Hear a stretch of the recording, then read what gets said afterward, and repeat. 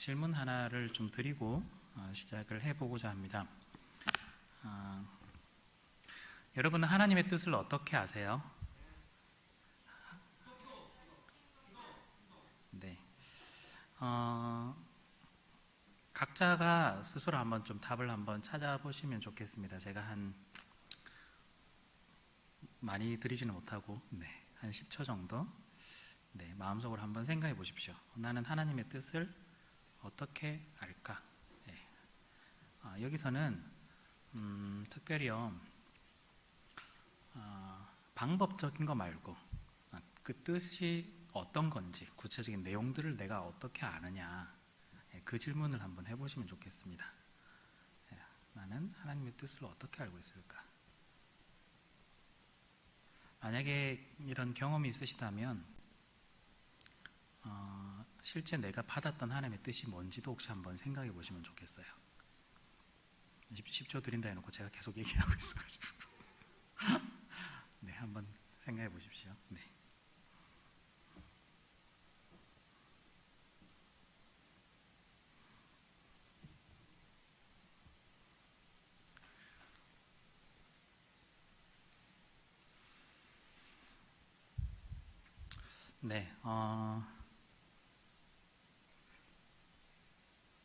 이런 궁금증은 되게 많은데, 그러니까 하나님의 뜻을 어떻게 하는지 궁금증은 많은데, 나름대로 속 시원하게 여러분들이 혹시 답을 받은 적이 있는지 잘 모르겠어요.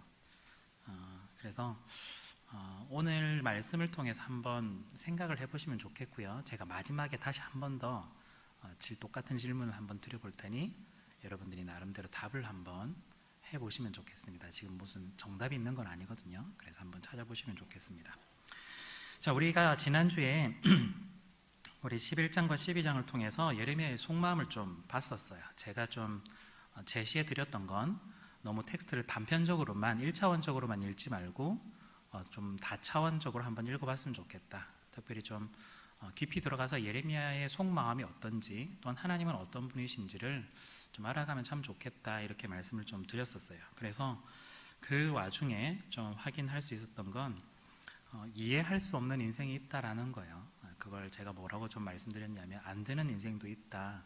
물론 마음에 들진 않겠지만 안 되는 인생이 있다라는 거였습니다. 그래서 거기에 초점을 맞추는 것이 아니라 우리가 필요한 부분은 인생의 성공과 실패, 즉 세상이 원하는 방식의 성공과 실패에 초점을 맞출 것이 아니라 하나님의 그 원하심에 따라서 거기에 순종을 하느냐 하지 않느냐, 거기에 훨씬 더 중요한 방점, 초점을 우리가 찍고 살아가야 된다라고 말씀을 좀 드렸습니다. 사실 오늘 말씀도 조금 비슷한 맥락이에요. 지금까지 여러분들에게 말씀드린 거에 시간 그리고 상황을 조금 조미료 치듯이 한번 쳐보시면 훨씬 더 좀 도움이 되실 것 같습니다. 예레미야에서 굉장히 구체적으로 날짜나 이런 게 나오는 게 아니라서 매번 계산할 수는 없겠지만 시간이 좀 많이 흘렀습니다. 그 말은 무슨 말이냐면요, 예레미야가 하나님으로부터 부르심을 받고 얼마 지나지 않아서 우리가 쉽게 말하면 여기 15장, 16장 이 부분을 쓴 게 아니라요, 대략적인 시간상으로는 한 20년에서 30년, 앞으로 제가 20년 정도 얘기할 건데 한 20년 이상을 사역하는 과정 속에서 오늘 본문의 이야기를 하고 있다는 걸 여러분들이 염두를 해주면 좋겠습니다. 그 말은 무슨 말이냐면요, 우리가 지난주에 한번 본 것처럼 예레미야 속마음이 그랬잖아요. 자기가 하나님으로부터 부르심을 받았는데 열심히 사역을 하려고 하다 보니 이 백성들이 말을 안 들으니까 하나님이 기도하지 마라. 원래 내가 기도하려고 부르심을 받았는데 기도하지 말라니까 조금 화가 나는 거죠. 또 여러 가지 자기를 죽이려는 사람들도 생기기도 하고 마음대로 안 되는 거예요. 심판하신다고 했는데 오히려 더 악한 사람들이 형통하고, 자기네 심판에 관한 이야기를 열심히 선포했는데도 말이죠. 그런데 우리가 생각하기에 예레미야가 하나님의 부르심을 받고 나서 얼마 지나지 않아서 이런 이야기를 한 것이 아니라 한참의 시간이 지나서 이런 이야기를 했다라는 거예요. 즉 짧게는 10년, 길게는 20년. 이 시간 동안 뭘 했냐면요, 아무런 이야기를 한 거 아니라 계속해서 하나님의 말씀을 선포하고, 또한 특히 하나님께서 말씀하신 선포의 핵심은 심판이었죠. 너네 이러면 심판받는다. 심판에 관한 이야기를 20년씩이나 했다라는 거예요. 그리고 지금 이 상황에 이르게 된 겁니다. 저기 20년 전께 심판 이야기를 하고 있는데 뭔가 달라진 건 전혀 없어요. 이스라엘 백성이 좀 회개를 했느냐? 아니란 거죠. 20년 전께 똑같이 하나님께서 너네 심판하신다, 정신 차려야 돼 했는데 이 사람은 바뀐 게 없고 계속해서 악한 행동은 더 심하게 하고 있으니 굉장히 뭐라고 해야 되죠? 우리식으로 하면 의욕이 꺾인다고 해야 될까요? 할 의욕 자체가 생기지 않는 거예요. 여기에 이제 여러분들이 본문 속에 예레미야가 되실 때 이런 점들을 집어넣으셔야 돼요. 그냥 갑자기 그냥 성격이 뭐가 나서 그냥 마음에 안 든다고 하나님께 이런 이야기한 것이 아니라 어쩌면 20년 동안 쌓아왔던 것들을 하나님께 지금 내뱉는 거예요. 폭발하는 거예요. 지금 감정 폭발이에요. 그동안 굉장히 이런 거죠. 저는 개인적으로 이 15장을 좀 여러 번 좀 읽으면서 어떤 느낌을 좀 받았냐면요. 우리가 텍스트만 보면 처음 보면 마치 하나님께 좀 기도하는 것처럼 보이고 기도 중에서도 조금 약간 격해 보이는 약간 그런 느낌이 있는데 저는 굉장히 날카롭게 좀 느꼈어요. 이 말이 굉장히 날카롭게 느껴졌고 굉장히 지금 예민하고 분노가 섞여 있고 짜증까지 내고 있는 그런 예레미야를 좀 발견할 수 있었습니다. 제가 보기에는 지금 이 상황에서는 내부적으로는 약간 우울증이 있는 것처럼 보이기도 하고 외부적으로는 공황장애까지 오는 듯한 그런 느낌을 좀 받아요. 제가 20년 동안 똑같은 이야기를 했는데 열매는 하나도 없고 사람들은 나를 죽이려고 하고 하나님은 마치 함께 있지 않은 것 같고 도와주지 않는 것처럼 느껴진다면 그렇다고 이 일을 그만두고 갈 수도 없고 자기 마음대로 안 되는 상황이라면 몸이 버텨낼 수 있을까 그런 생각이 좀 드는 거죠. 그래서 어쩌면 우울증이 왔을 수도 있고 공황장애도 왔을 수도 있겠다라는 생각도 좀 했습니다. 언어에는 감정이 있다라고 이야기를 해요. 그래서 우리가 긍정적인 이야기를 하느냐 부정적인 이야기를 하느냐에 따라서 이제 분위기나 그 기류가 확실히 달라지죠. 제가 여기서 계속해서 부정적인 이야기만 한다면 우리는 그 부정적인 언어에 사로잡혀서 굉장히 진취적인 사람이 되지 못하고 죄송합니다. 되지 못하고 그냥 굉장히 바닥에 머물러 있는 그런 사람들이 될 거예요. 제가 어떤 이야기를 하느냐가 굉장히 좀 중요하죠. 예레미야는요 20년 동안 부정적인 이야기만 했습니다. 심판에 관련된 부정적인 이야기. 그런데 말이란 게 참 신기한 게 듣는 사람도 기분이 나쁠 수도 있겠지만 하는 사람도 자기 목소리를 자기가 듣기 때문에 20년 동안 심판한다 이야기를 하면 자기 자체도 굉장히 피폐해지게 마련해요. 굉장히 좋은 소식이 들리면 너무 좋죠. 이게 정말 하나님께서 맡기신 일이구나. 근데 좋은 소식 안 들려요. 더 나쁜 소식만 들려요. 심판한다고 했는데 사람들은요 이런 예레미야의 선포에 따라서 조롱하기도 하고 거부하기도 하고 그랬습니다. 좀 더 고민을 좀 해보니까 예레미야가 어떠했을까라고 생각해보면 거의 왕따였지 않았을까 그런 생각도 해요. 물론 주변에 사람들 좀 있었을 수도 있어요. 지금 이 예레미야서는 예레미야가 직접 이렇게 적은 것이 아니라 예레미야가 불러주고 바룩이라는 친구 서기관이 옆에서 이제 받아 적은 거거든요. 옆에 바룩도 있을 수도 있고요. 또 그 와중에 이것이 하나님의 말씀이다라고 따라다니는 사람도 분명히 있었을 거예요. 그렇지만 거의 대다수는 예레미야를 향해서 조롱하고 핍박하고 거부하고 이런 상황인 거죠. 거의 그 사회 무리에서는 왕따라고 보시면 될 것 같습니다. 왕따죠. 고립이죠. 고립은 자연스럽게 우울증 불러오게 마련이에요. 굉장히 힘들어요. 자기 어디다 하소연할 때도 있는 것도 아니고 이야기할 수 있는 것도 없어요. 그래서 예레미야가 여기서 이제 15장에 와서는 폭발을 하기 시작하는 것 같습니다. 20장은 거의 더 과간이거든요. 나중에 한번 보시면. 그래서 우리가요 이 예레미야를 읽을 때 단순하게 그래 하나님 말씀 선포했어. 이 이스라엘 백성들은 하나님 말씀 듣지 않았어. 그래서 심판받고 멸망했어. 이 이야기를 저는 하는 것 같지 않아요. 물론 굉장히 중요한 포인트이긴 하지만 제가 보기에는 하나님의 입장에서 풀어내는 이야기가 한 가지가 또 있고 또한 그 하나님의 말씀을 받아서 풀어내는 인간의 이야기가 하나가 더 있는 것 같아요. 성경의 반이 사람들 이야기거든요. 그 중에서 예레미야 이야기를 생각해 보면 이 예레미야가요 자기의 감정을 이렇게 드러내고 있는데 우리가 그 감정을 헤아리지 못하고 그냥 대충 넘어간다면 우리가 사실은 사람을 잘 모르는 거예요. 사람을 잘 모르는 거죠. 사람을 모르는데 우리가 하나님을 더 잘 알 수 있을까? 예레미야서에 적혀있는 하나님을 더 잘 알 수 있을까? 그렇지 않을 거거든요. 그래서 우리가 예레미야의 감정을 좀 추측을 해보더라도 우리 더 깊이 들어가야 될 이유가 여기에 있습니다. 예레미야의 마음을 알아야 하나님의 마음을 더 잘 알 수 있거든요. 그래서 이 예레미야서가 좀 어려운데요. 그래도 우리 큐티 책은 세 번역이거든요. 세 번역이 좀 분량은 많긴 하지만 좀 반복해서 한번 읽어보시면서 특히 예레미야 마음이 어땠을까, 하나님 마음이 어땠을까를 하시면 여러분들이 훨씬 더 이 말씀이 가지고 있는 의미를 찾아내실 수 있을 겁니다. 자, 지금 이 예레미야는요, 자기가 가지고 있는 내적으로 외적으로 어려운 시기를 겪고 있는데 하나님께 굉장히 많은 것들을 쏟아내고 있어요. 그러면 지금 예레미야 상태 몇 가지만 좀 보고 오늘 본격적인 것들을 좀 살펴보고자 하는데요. 예레미야를 봤을 때 첫 번째는 좀 환멸을 많이 느끼고 있는 것 같아요. 환멸은요 뭐냐면요, 자신이 꿈이 있고 기대감이 있고 환상이 있는데 그것이 완전히 박살났을 때 가지고 있는 괴로운 마음들을 두고 뭐라고 얘기하냐면 환멸을 느낀다라고 이야기하거든요. 자기는 분명히 심판에 선포하면 이 백성들이 돌아온다고 생각했을 거예요. 심판을 20년씩이나 이렇게 선포하면 이 백성들이 뭐라도 바뀌지 않을까라고 생각했을 수도 있어요. 그런데 전혀 그런 게 없는 거예요. 자기가 생각했던 기대와 모든 소망들이 완전히 박살나는 시점인 거예요, 지금. 그러다 보니까 환멸을 느끼고 있는 것 같습니다. 그러니까 특히 환멸을 느낄 때 제가 봤을 때는 자기 자신에 대한 환멸도 있고 또한 자기가 하고 있는 이 사역에 대해서도, 일에 대해서도 환멸을 느끼는 것 같아요. 자기 자신에 대한 환멸은요 10절에 좀 잘 나타나는데요. 내게 재앙이로다. 나의 어머니여, 어머니께서 나를 온 세계에 다투는 자와 싸우는 자를 만날 자로 낳으셨도다. 내가 구워주지 아니하였고 사람이 내게 구이지도 아니했건만은 다 나를 저주하는도다. 개역개정이 조금 말이 어렵긴 한데 쉽게 말하면 엄마 저 왜 나왔어요 이거예요. 왜 나와가지고 이렇게 생고생하게 만드냐, 지금 원망하고 있는 거거든요. 그러니까 자기 존재 자체를 굉장히 지금 부정하고 있어요.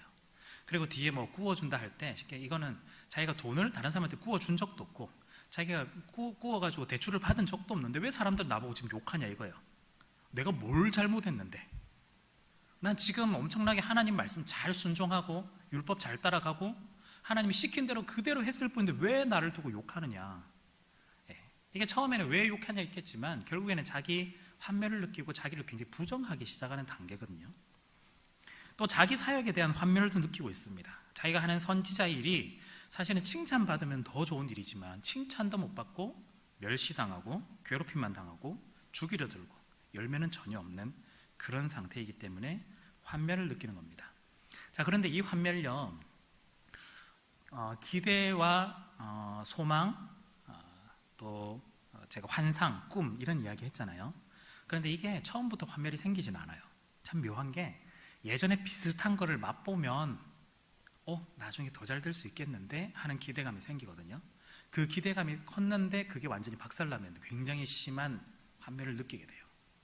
우리가 교회 생활을 하면 교회 생활을 할 때 처음에 생각보다 너무 좋은데 막 이랬는데 이제 깊숙이 공동체에 들어오고 사람들을 만나고 하다가 때로는 상처 입은 일도 있을 수도 있죠. 근데 이제 예민하신 분들, 좀 여리신 분들은 처음에 그때 했던 그 기대와 소망들이 있었는데 상처를 받다 보면 나 여기 더 있어 도저히 있을 수도 없겠어 하고 그렇게 환멸을 느끼는 경우도 생기는 거죠. 마찬가지예요. 16절에 보면요 이렇게 이야기하는데요. 만군의 하나님 여호와시여, 나는 주의 이름으로 일컬음 받는 자라. 내가 주의 말씀을 얻어먹었사오니 주의 말씀은 내게 기쁨과 내 마음의 즐거움이오나. 무슨 말이냐면요, 처음에 제가 지난주에 이야기했을 때 예레미야를 선지자로 하나님께서 부르셨는데 그때는 자기가 너무 하기 싫었어요. 근데 선지자의 처음 역할을 이렇게 해보니까 하나님의 자에게 말씀해 주시고 그 말씀을 자기가 묵상하고 또한 그 말씀대로 이렇게 선포를 하니까 너무 좋은 거예요. 말씀을 처음 받아보니까 너무너무 좋은 거예요. 진짜 꿀맛같이 좋은 거죠. 제가 예전에는 성경을 참, 지금도 뭐 비슷하긴 하지만 성경을 참 잘 안 읽었는데 언제 성경이 가장 재밌었냐면 대학에서 기말고사 칠 때, 그때가 가장 참 그래요. 공부하라 할 때는 공부 안 하고 갑자기 또 성경이 재밌어가지고 도서관에 앉아가지고 또 성경책 본다고 오버를 한 적이 있었어요. 근데 그 이후에 또 되게 잘했느냐? 그건 또 아니거든요. 제가 환멸을 느끼는 정도는 아니었지만 약간 문화 충격이었을 거예요. 예레미야는 정말 우와 너무 좋아, 말씀이 너무 좋아 했는데 그래 이 말씀으로 이 백성들에게 선포하면 다시 돌아올 거야 이런 기대와 소망과 꿈과 환상들이 있었는데 안 되는 거예요. 어느 정도 지났어요. 그래도 하나님 말씀이 능력이 있는데 난 이렇게 좋았는데 저 사람들도 너무 좋겠지. 2년이 지나고 3년이 지나고 4년이 지나고 포기하는 거예요. 이제 뭐 20년까지 오는 거예요. 도저히 못하겠다. 이건 너무 싫다. 이렇게 이야기하는 거죠.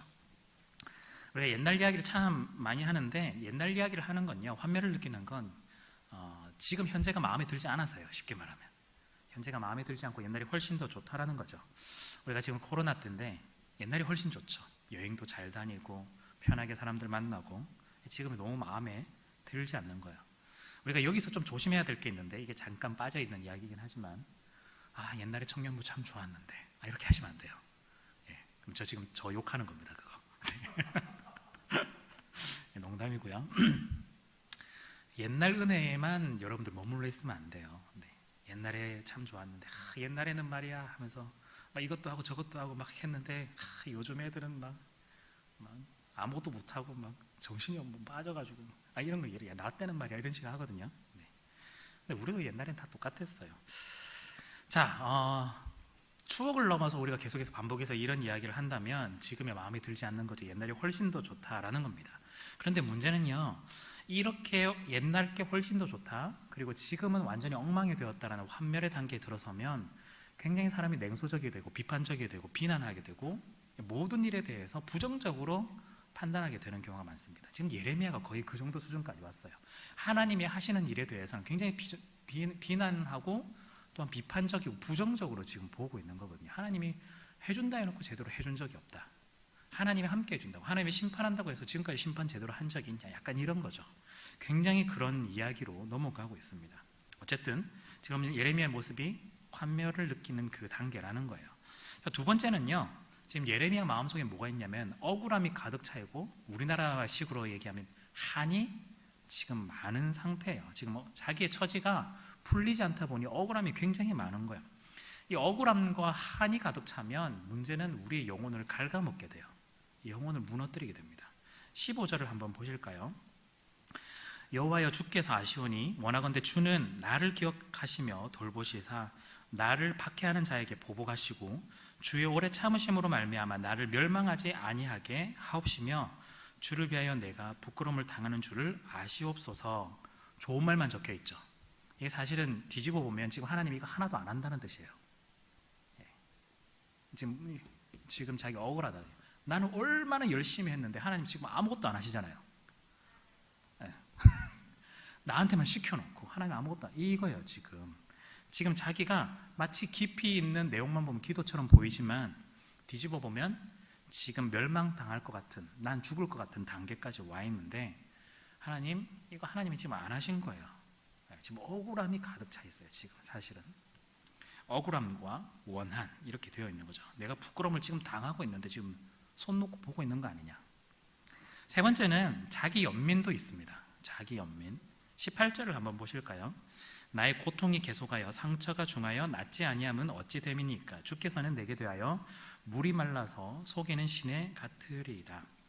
물이 말라서 속이는 시내 같다, 이 말은요, 하나님이 물이 막 있는데도 불구하고 물이 없는 것처럼 행사하고 물이 없는데도 물이 있는 것처럼 행사하니까 쉽게 말하면 지금 저 속이는 거 아니세요? 이게 지금 이 질문이에요.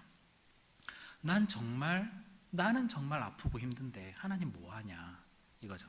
자기 연민의 굉장히 중요한 특징은 자기 기준으로 모든 것들을 해석하고 있다는 거예요. 내가 지금 불쌍하고 내가 힘들고 내가 어렵고 근데 넌 뭐해, 이거예요. 지금 자기 연민이 그렇습니다. 자, 지금 예레미야 상처, 아픔들 잠깐 몇 가지, 세 가지 정도 살펴 좀 봤는데요. 거의 저는 제가 개인적으로 생각하기에는 지금 마음의 병이 굉장히 좀 심각해요. 마음의 병이 좀 심각한데 이게 하루아침에 나왔을까요? 제가 처음 일부러 말씀드렸는데 20년 동안 만들어진 병이라고 볼 수도 있어요. 20년 동안 계속해서 만들어진 이 병, 누적된 병, 왜 이런 병이 생겼을까요? 그런 것도 있겠죠. 맞아요. 불의를 못 참아요. 왜 이런 병이 생겼을까? 지금 이스라엘 백성들은, 유다 백성들은 심판한다고 선포하는데 대답도 안 해. 불의를 못 참는 거겠죠. 대답도 안 해요. 그렇다고 자기가 이 문제가 계속돼서 해결하고 아니면 내가 마음에 안 들면 이게 도망갈 수 있느냐? 그것도 안 되는 거예요. 여러 가지가 굉장히 복합적으로 뒤섞여 있는 거죠. 근데 저는 좀 큰 그림으로 봤을 때 지금 이 예레미야는요, 방향을 잃어버렸어요. 지금 예레미야는 방향을 잃어버렸어요. 자기에게 주어진 목표 자체를 잃어버린 거예요.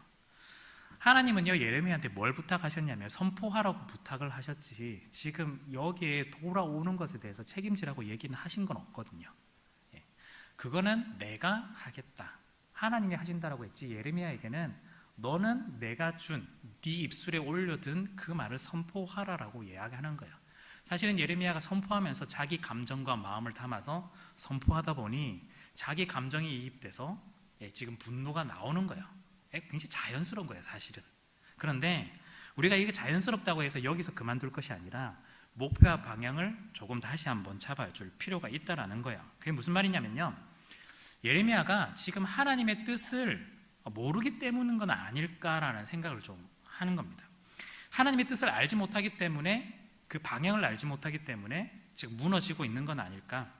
지금 상황만 보면, 백성들이 되게 말 안 듣고 있고 자기는 어렵고 힘든 이 상황만 보면 하나님의 뜻을 전혀 모르기 때문에 힘이 빠지는 건 아닐까, 그런 생각을 좀 할 수 있습니다. 자, 그렇다면 뒤집어서 생각해 보면 지금이라도 하나님께서 굉장히 분명하게 이 유다 백성, 예레미야를 향해서 하나님의 뜻을 알려주신다면 예레미야가 회복될 수 있을까요?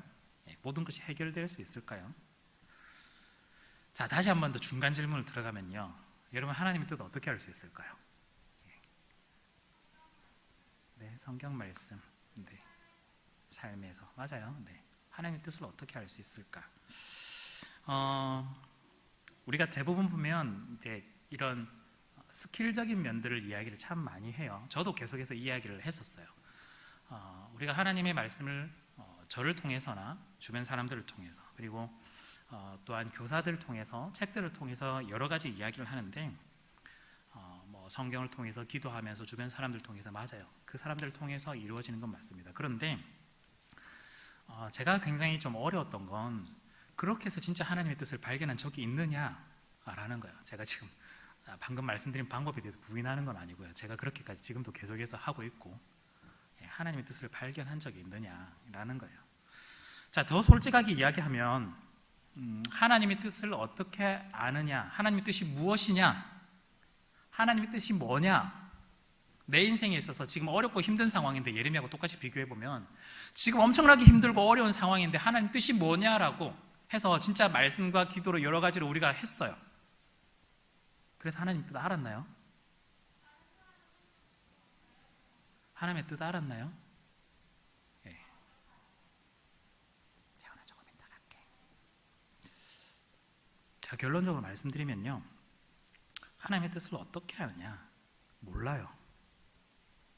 되게 어이없죠. 예. 정말 저는 솔직하게 말하고 싶어요. 하나님의 뜻 뭐냐? 몰라요. 하나님의 뜻 모릅니다. 하나님의 뜻 알았으면요, 제가 여기에 서 있지 않죠. 네, 더 뭔가를 했을 거예요. 진짜 스스로에게 솔직하게 한번 생각해 보세요. 하나님의 뜻 몰라요.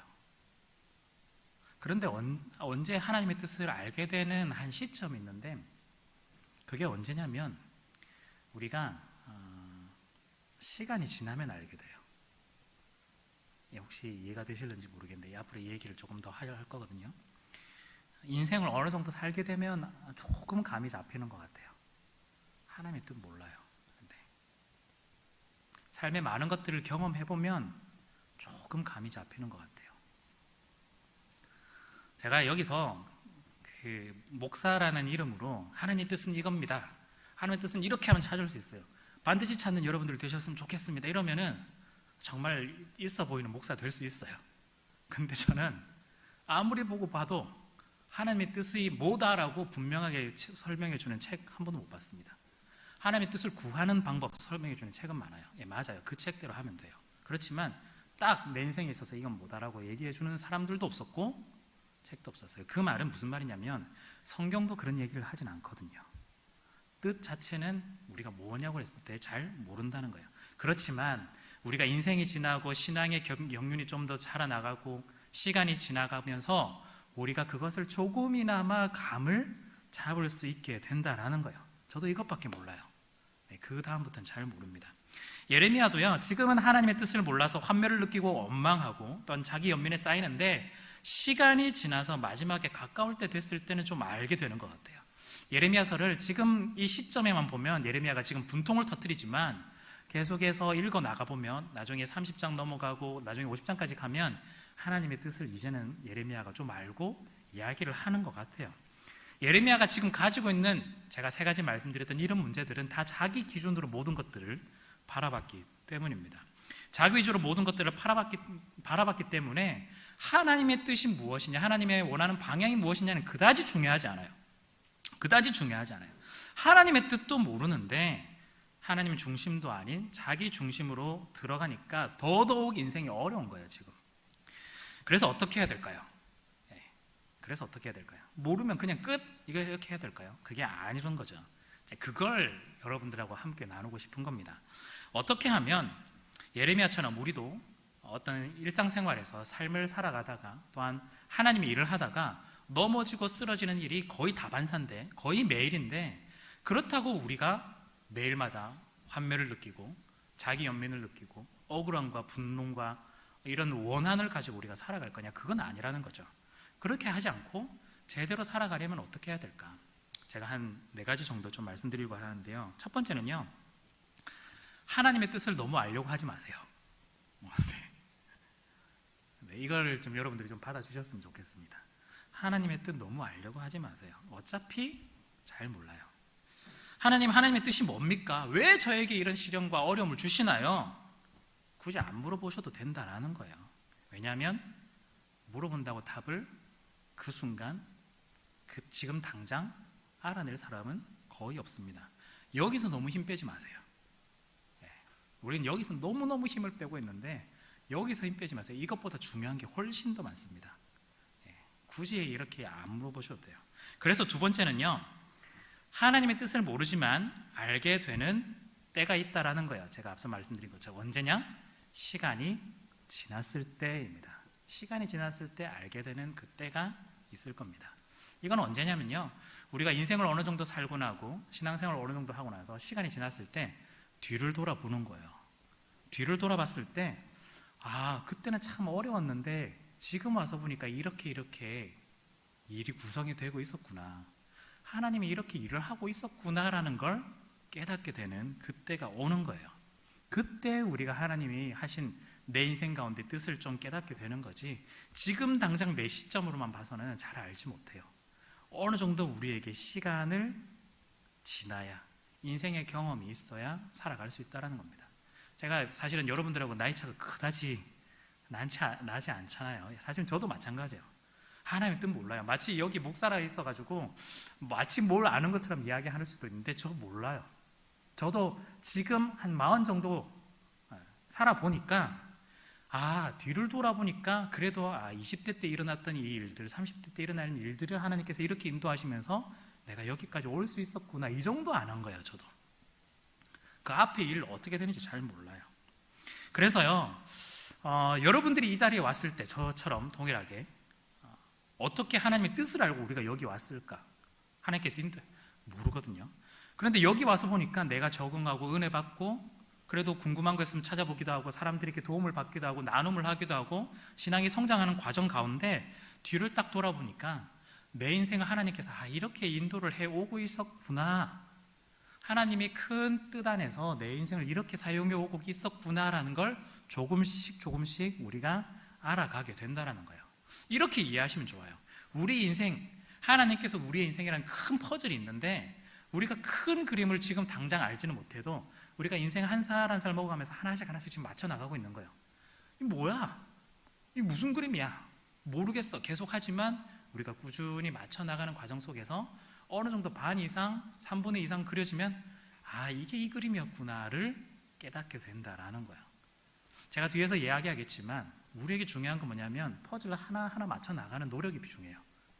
도저히 모르겠다고 집어 던지는 게 아니라 도저히 모르겠다고 그냥 엎어버리는 게 아니라 뭔지는 모르지만 내 인생 가운데 일하시는 하나님을 기대하면서 하나하나 붙여나가는 거예요.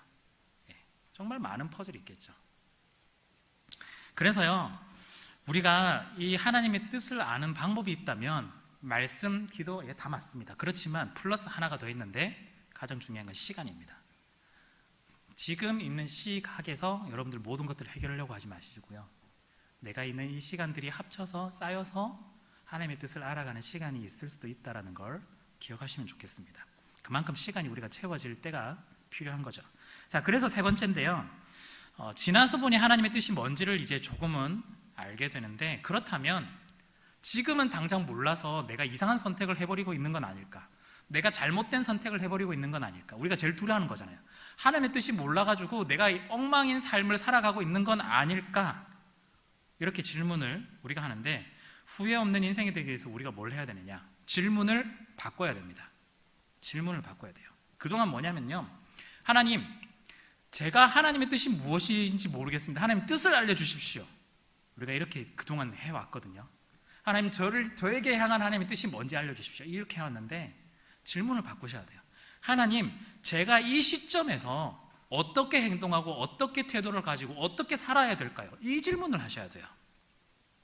하나님 보고 자꾸 알려달라는 질문하지 말고 내가 어떻게 살아야 되는지 그 질문을 하셔야 된다는 거예요.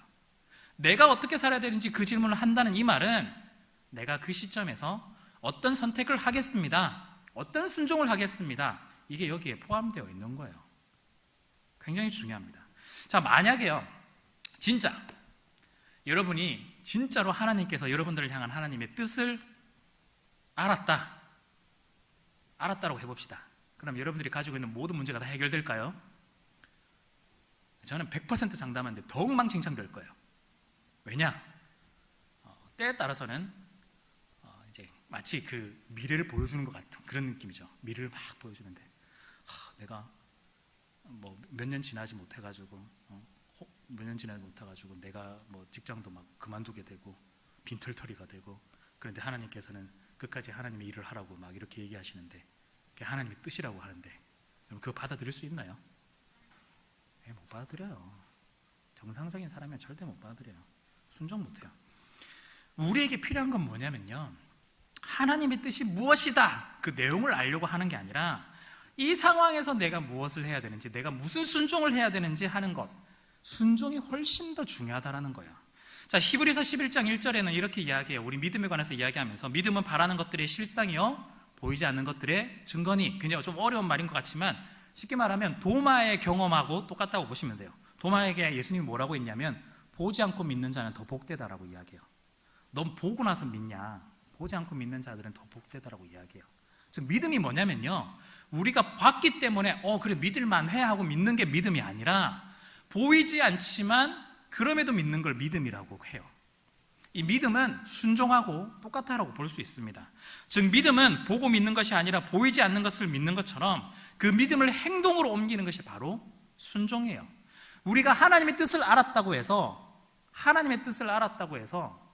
우리가 순종을 해야만 하는데, 순종하지 않으면 아무런 믿음도 없고 순종도 안 되는 그런 사람들이 되는 거예요. 순종은요, 보이지 않지만 아무것도 알 수 없지만 그럼에도 가는 것들이 순종이며 믿음인 거죠. 하나님께서 뭘 원하시냐면 이걸 우리 가운데 원하시는 거예요. 성경에 있는 인물들 잠깐만 이야기해 볼까요? 아브라함, 처음에 자신이 어디로 가야 될지 알고 갔나요? 모르고 갔어요. 자기가 만약에 알고 갔다면 갔을까요? 안 갔을 거예요. 모르고 간 거예요. 모르고. 믿음으로, 순종으로. 그리고 출애굽한 백성들이 있었습니다. 출애굽한 백성들, 처음에 가나안 땅에 들어간다고 알았어요. 이번엔 진짜 아는 케이스죠. 하나님의 뜻이 뭔지 아는 케이스예요. 출애굽한 백성들 가나안 땅에 들어간다고 알았습니다. 그래서 뭘 했죠? 정탐꾼을 보냈어요. 12명의 정탐꾼을 보냈습니다. 하나님의 뜻을 알았어요. 이 땅을 우리에게 주겠다. 그래, 이 땅은 우리 거야. 그래서 이 사람들이 순종했을까요? 순종 안 했어요. 왜 안 했죠? 막상 보니까 못 가겠거든. 하나님의 뜻을 알면 뭐 할 수 있을 것 같아요? 못해요. 하나님이 왜 우리 가운데 뜻을 알려주지 않는 것 같을까요? 어쩌면 하나님이 우리 너무 사랑해서 그럴 수도 있어요. 나는 굉장히 솔직한 신이야. 하나님, 넌 이렇게 될 거야. 넌 이렇게 될 거야. 너를 향한 내 뜻은 이거야. 우리가 할 수 있을까? 못한다라는 거예요. 심지어 얼마 지나서 나서 예를 들어 순교하라 한다면 우리가 그 순종할 수 있겠어요? 안 되는 거예요. 정탐꾼 12명 중 10명이 우리를 하나님이 오히려 죽이려고 한다고 생각하고 극심한 반대를 했죠. 거역했죠.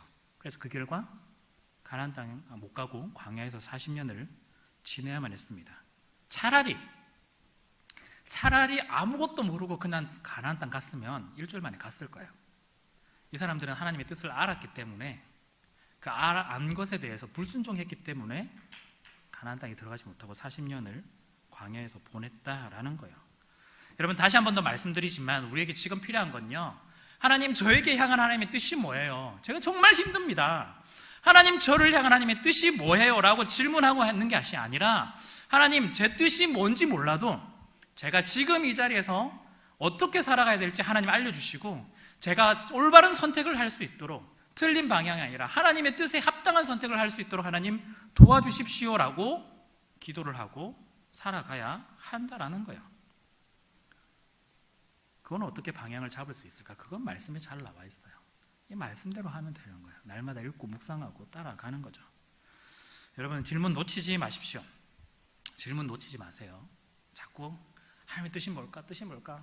답도 안 나오는 거 굉장히 거기다 힘 빼지 마시고 지금 이 시점에서 하나님의 뜻에 합당하게 내가 살아가는 것이 무엇인지 하나님께 여쭤보고 내가 그렇게 살아가는 것이 필요하다라는 거예요. 자, 그래서 네 번째인데요, 우리에게 가장 중요한 부분입니다. 오늘을 잘 살아내야 됩니다. 가장 중요한 부분이에요. 하나님의 뜻이 무엇인지, 또한 하나님의 뜻을 어떻게 하면 이룰 수 있을까 고민해 본다면 다른 거 있지 않아요. 오늘을 잘 살아내야 한다라는 거예요. 이 예레미야서에서요, 여러분들 보시면 하나님께서 백성들을 향해서 돌아오라라고 이야기를 하는데, 이제 사실은 15장 이쯤까지 왔으면 더 이상 돌이키지 못해요. 하나님이 이미 결정하셨어요. 왜냐하면 그동안 수많은 기회를 주셨고 수많은 이야기들을 하셨고 수많은 손을 내밀었지만 모든 백성들이 다 거절했기 때문이에요. 이제는 이제 끝났어요. 그런데 그렇다면 지금 순종한다고 해도, 하나님의 말씀에 순종한다고 해도 결과는 뭐죠? 포로로 잡혀가는 것밖에 없어요. 나라가 멸망하고 바벨론으로 잡혀가는 것밖에 없습니다. 많은 기회가 있고 그 기회를 모두 걷어찼기 때문이에요.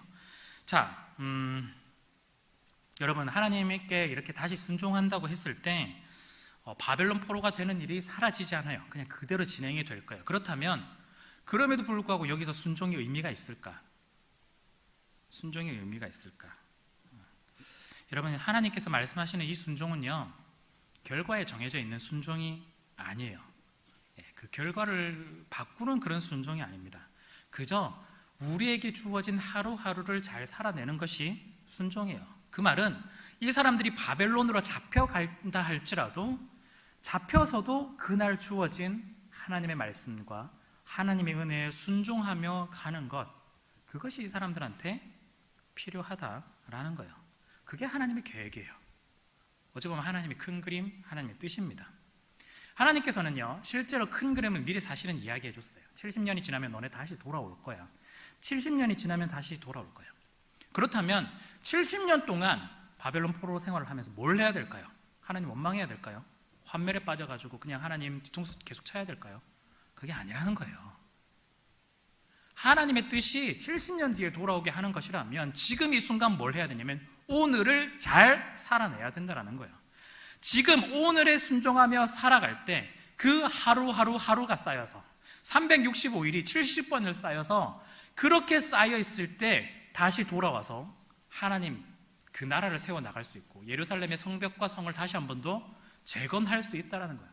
아무것도 없이 70년을 보내면 그냥 다시 돌아왔을 때도 여전히 하나님의 백성이 아닌 상태에서 아무것도 회복할 수가 없어요. 다시 출애굽기 이야기를 하면요, 40년 광야를 돌 때 하나님께서는 이 오늘 주시는 은혜를 기억하기 위해서 하나님께서 하신 하나의 일이 있습니다. 그게 뭘까요? 오늘 내가 너에게 은혜를 준다. 만나와 메추라기예요. 만나와 메추라기. 이걸 하나님께서 식량이 따로 있는 것이 아니기 때문에 하늘로부터 식량을 보내주셨어요. 하나님이 먹을 수 있는 것. 그래서 만나라는 걸 모아서 마치 밀가루처럼이죠. 그렇게 모아서 빵을 해 먹기도 하고, 메추라기, 단백질 부족하니까 단백질 채우고 이렇게 한 거죠. 그런데 중요한 포인트가 뭐냐면요, 하나님이 이 백성들한테 이야기할 때 너네가 많은 것을 모아두지 말라고 명령을 해요. 내일 거 걱정하지 말고 내일 거 모아두지 마. 오늘 것만, 오늘 먹을 것만 모아.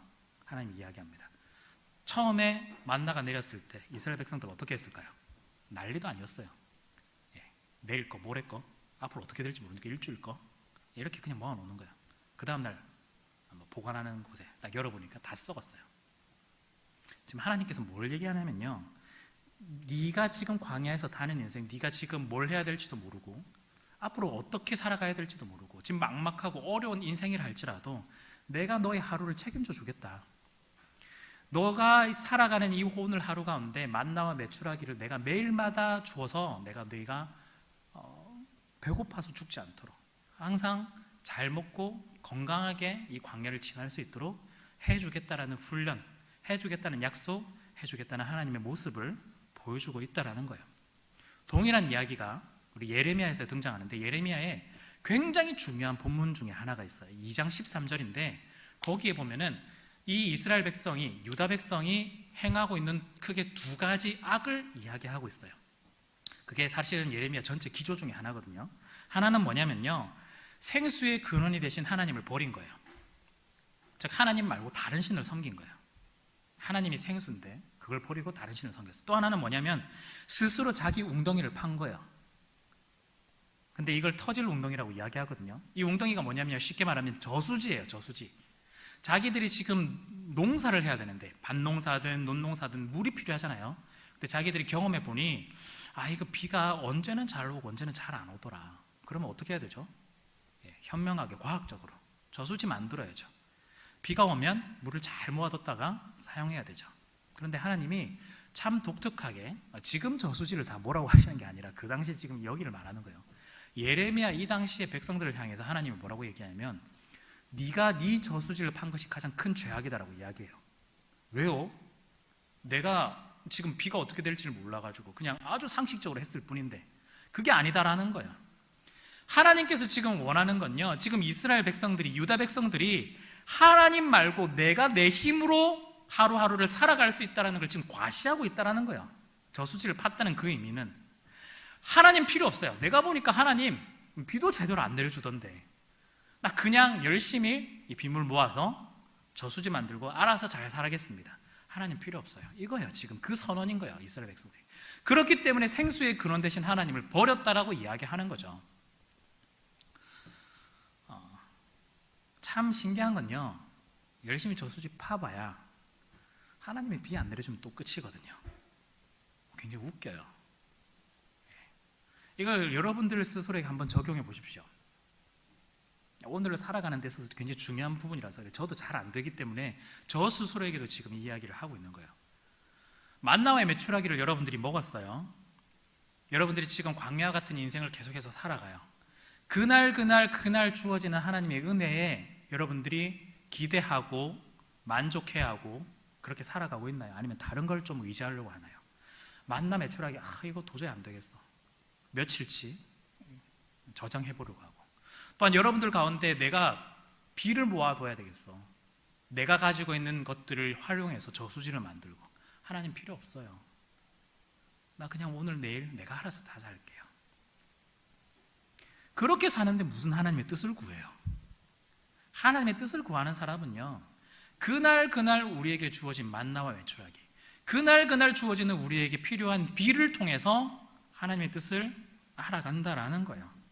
우리가 마치 준비 잘하면, 저수지를 잘 파면, 우리가 만나 메추라기를 며칠씩 잘 모으면 그게 뭔가 하나님의 뜻을 위해서 내가 열심히 하는 것 같아 보이지만 오히려 역반대의 현상이 일어난다라는 거예요. 지금 하나님이 원하시는 건요, 더 열심히 뭔가를 하는 걸 원하시는 게 아니라 순종하는 걸 원하십니다. 순종. 그래서 예수님이 오늘날 우리에게 이런 이야기 하시죠. 내일 일을 위하여 염려하지 말라. 내일 일은 누가 염려하냐고요? 내일이 염려한대요. 그래서 모든 것들 하나님께서 다 채워주시기에 걱정하지 말라 이렇게 이야기를 합니다. 무엇을 먹을까? 무엇을 마실까? 무엇을 입을까? 우린 걱정이 되죠. 하나님 걱정하지 말래요. 우리에게 필요한 건 뭐냐면요, 오늘을 살아내는, 특별히 오늘 우리에게 주어진 은혜로 살아내는 것이 훨씬 더 중요합니다. 오늘 우리가 이 일상 가운데서 계속해서 하나님의 은혜로 살아갈 때 오늘과 내일이 쌓이고 내일과 그 모레가 쌓이고, 마치 유다 백성들이, 이스라엘 백성들이 70년간 바로 포로 생활이 있을 때 그 365일 하루하루를 쌓아가고 70년을 쌓아갈 때 다시 돌아와서 하나님의 말씀을 선포하고 회복할 수 있는 시간을 가졌던 것처럼, 우리가 진짜 하나님의 뜻을 알고 하나님의 뜻대로 살아가려면요, 지금 여러분들에게 주어진 하루하루를 마땅히 은혜로 잘 감당할 때 모든 것들을 알 수 있습니다. 오늘이 쌓이고 내일, 그게 한 달, 1년이 되겠죠. 그리고 10년이 되겠죠. 그때 한번 뒤돌아보세요. 제가 말씀드린 것처럼 하나님 뜻을 언제 아냐고요? 시간이 지날 수 있을 때 아는 거예요. 지금 당장 지금 빡빡하게 내 인생이 돌아가고 카드값 나가는데, 들어온 만큼 나가는데 이거 어떻게 살아가지 지금 하는데, 인생이 어느 정도 지나고 나서 뒤돌아보면 이 모든 것들이 하나님의 은혜 가운데서, 하나님의 뜻 가운데서 이루어진 거구나, 그걸 알게 된다는 겁니다. 여러분, 조금 마무리를 좀 지어볼까 하는데요, 우리가 하나님의 뜻을 구한다고 우리가 좀 자주 이야기를 좀 하기는 하지만 다시 한 번 더 말씀드리는데, 하나님의 뜻을 구하는 것보다 좀 중요한 게 있습니다. 하나님의 뜻이 내 마음에 들든 들지 않든 순종할 수 있는 그 자세, 순종할 수 있는 그 믿음이 우리에게 훨씬 더 중요합니다. 그걸 구하셔야 돼요. 하나님의 뜻이 내 마음에 들지 않아도, 하나님의 뜻이 내가 원하는 것이 아니더라도 제가 순종할 수 있기 원합니다. 하나님의 뜻이 뭔지를 우리가 다 안다면, 내 마음에 들지 않으면 여러분들 어떻게 하실래요? 하나님의 뜻을 우리 가운데 주시지 않은 건, 어떻게 보면 선명하게 보여주시지 않은 건 우리를 더 사랑해서일 겁니다. 하나님의 뜻에 더 합당하게 살아가라고. 그렇기 때문에 하나님 뜻이 뭡니까의 질문보다는, 오늘 하나님 저는 어떻게 이 상황에서, 이 문제에서, 이 시간 속에서 어떻게 살아내야 될까요? 라고 질문을 하고 그 질문의 답을 여러분들이 찾아가는 것이 중요합니다. 그 답은 순종하며 살아가는 삶이겠죠. 그래서 하나님은 내일의 은혜, 모레의 은혜, 미래의 은혜를 얘기하잖아요. 지금 오늘의 은혜를 우리 가운데 이야기를 하시는 이유가 여기에 있습니다. 오늘의 은혜가 쌓이고 쌓이면 우리가 하나님의 뜻을 알아낼 수 있을까요? 네, 시간이 지나면 알아낼 수 있다 얘기하겠지만 선명하게 알지는 못해요. 그렇지만 오늘의 은혜가 쌓이면 하나님의 뜻이 뭔지는 몰랐는데 하나님의 뜻에 합당하게, 동일하게 만들어져 있는 우리를 발견할 수 있습니다. 네, 발견할 수 있어요. 꼭 우리가 닮는 바라본 롤 모델을 바라보면, 또한 그렇게 행동하다 보면 똑같이 행동하는, 닮아가는, 우리 옛날에 큰바위 얼굴 하듯이 저렇게 됐으면 좋겠다 했는데 자기가 그렇게 하다 보니까 그 사람이 그거 된 것처럼 우리가 마찬가지예요. 하나님의 뜻이 뭔지는 확실하게 선명하게 모르지만 오늘 하나님 제가 선택 잘할 수 있게 해주시고, 하나님이 기쁨의 선택이 되게 해주시고, 하나님이 원하는 그 은혜를 따라갈 수 있는 삶이 되기를 원합니다. 하루하루를 잘 채워나가다 보면 나중에 시간이 지났을 때 하나님의 뜻을 뭘 보고 아냐면 우리의 모습을 보고 알 수 있다 이거예요. 나를 보니까 하나님이 원하셨던 게 이거였구나, 하나님의 뜻이 이거구나, 더 선명하게 우리의 모습을 통해서 확인을 할 수 있다는 겁니다. 이미 하나님의 원하는 뜻에 맞춰져 왔기 때문인 거죠. 자, 그렇기 때문에 여러분, 오늘 주어진 오늘을 잘 살아내시기 바랍니다. 주어진 오늘 잘 살아내시기 바랍니다. 특별히 어떤 일이 일어날지 몰라도 순종하면서 살아내시기 바랍니다. 그것을 실패하면요, 환멸, 자기연민, 억울함을 이어져요. 그것을 이겨내셔서 순종으로 살아갈 때 우리는 하나님의 뜻에 닮아있는 우리 모습을 발견할 수 있을 거예요. 그래서 오늘 제목을 이렇게 잡았어요. 오늘이 쌓이다.